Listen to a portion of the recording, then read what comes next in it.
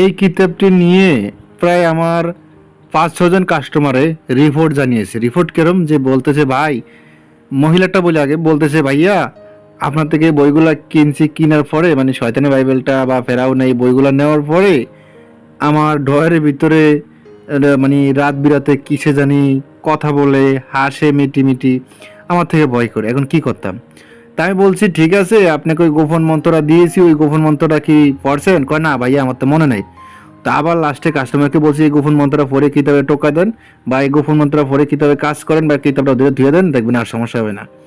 তো হুবহুব আর কোনো সমস্যা হয়নি। একে একে এরকম পুরুষ লোক যারা কিনেছে তাদেরও সাথে এরকম হয়েছে, তাদেরকে যেভাবে বলছি বাস তারপরে আর কোনো সমস্যা হয় নাই। তো এই কিতাবটি আপনারা আমার থেকে জাগ্রত করে নিতে পারেন। আমি জাগ্রত করে কিতাব পাঠাই এবং কি এজাজতনামা সহকারে গোপন রাখি। আসসালামু আলাইকুম।